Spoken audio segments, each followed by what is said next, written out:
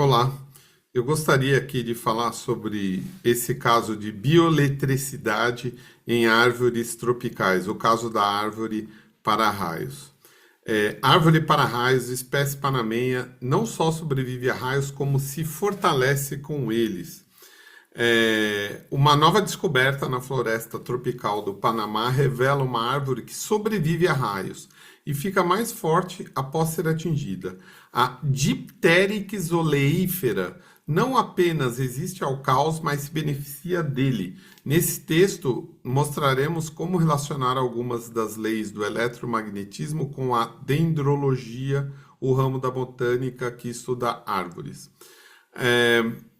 Então, tem um artigo que saiu no New York Times que é o seguinte: nos casos mais extremos, é como se uma bomba tivesse caído, disse Evan Gora, pesquisador de ecologia florestal do Instituto Carey de Estudos de Ecossistemas nos Estados Unidos, ao The New York Times. No entanto, ele e seus colegas identificaram uma espécie de árvore tropical que é uma exceção. A Dipteryx oleifera, ela não apenas sobrevive aos raios, como também prospera com eles. Os resultados foram publicados na revista New Phytologist. Então, na Ilha Palamenha de Barro Colorado, uma das principais reservas de florestas tropicais úmidas administradas pelo Instituto Smithsoniano de Pesquisa Tropical, que a singularidade da Dipteryx oleifera foi destacada. Então, aqui tem uma imagem da Dipteryx e aqui tem uma imagem dela e uma árvore queimada ao lado. Essa árvore foi destruída, o raio caiu na Dipteryx, né? E as árvores em volta morrem, e ela não morre. Ela fica ligeiramente chamuscada, tem algumas imagens que mostram que ela fica ligeiramente chamuscada, mas ela não morre, e pelo contrário, isso até ajuda a eliminar os parasitas que tem nela. Tem aqui alguns vídeos para consultar mais informações sobre isso. Esse aqui é o artigo How Some Tropical Trees Benefit from Being Struck by Lightning, Evidence for Dipteryx oleifera and Other Large Statured Trees. Aqui a gente estudou um pouco a lei de Gauss e a Dipteryx oleifera. Então, a lei de Gauss para o campo elétrico, uma das equações de Maxwell, relaciona o fluxo do campo elétrico através de uma superfície fechada, densidade de carga, ρ, dentro dela, aplicada ao cenário de raios em florestas tropicais. Essa lei ajuda a entender por que árvores altas, como a Dipteryx oleifera, atraem mais descargas elétricas. Então, está aqui a lei de Gauss, as condições.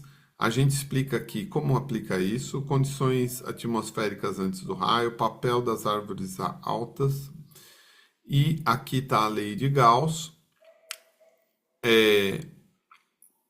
utilizada para o caso da Dipteryx oleifera se comportando como um para-raios.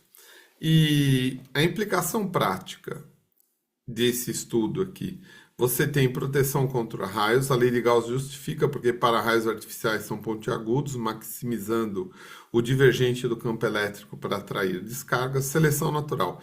A Dipteryx evoluiu para ter uma geometria que maximiza a densidade de cargas no topo, tornando-se um alvo preferencial dos raios.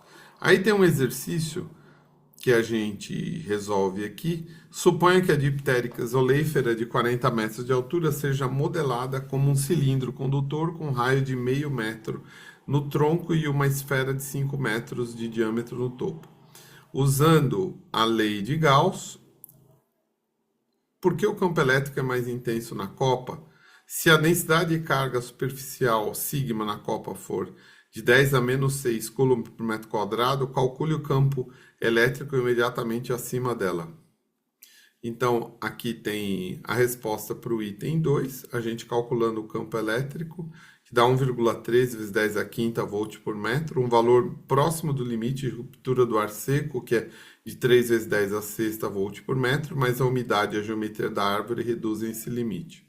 Então, a gente conclui que a lei de Gauss mostra que a geometria e a condutividade da Dipteryx oleifera cria uma singularidade no campo elétrico, tornando-a um alvo preferencial para raios. esse é um exemplo claro de como o eletromagnetismo explica fenômenos naturais de forma quantitativa. Agora, usando a equação de Poisson, que é essa equação aqui, como que ela modelaria o potencial elétrico ao redor da árvore, né? Então, o Laplaciano do potencial é igual a menos ρ sobre epsilon zero. Então, a equação de Poisson descreve como o potencial elétrico se distribui no espaço devido a uma densidade de carga.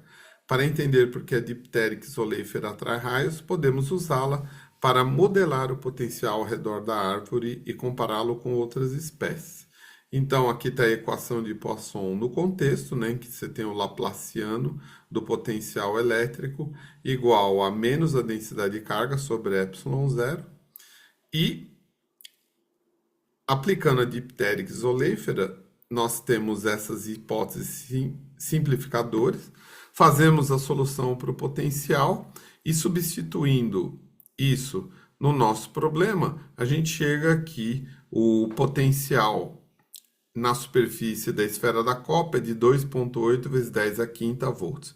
Isso significa que o topo da árvore está um potencial de 280 kV em relação ao solo, um valor suficiente para ionizar o ar e iniciar um raio. Aí tem aqui uns comentários sobre a comparação com as outras árvores e implicações para a atração de raios, onde o raio ataca, a descarga ocorre onde o módulo do campo é igual a menos o gradiente do potencial, que é máximo no topo da árvore.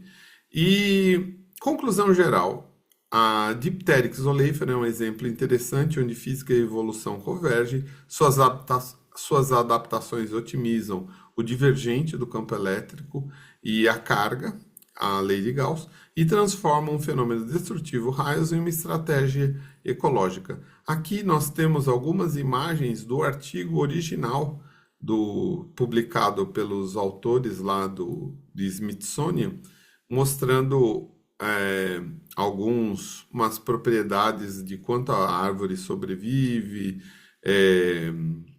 e outras coisas bem interessantes. Esse aqui é o artigo e esse texto eu coloquei na minha página do ResearchGate. Bom, o que eu queria comentar era basicamente isso e tchau.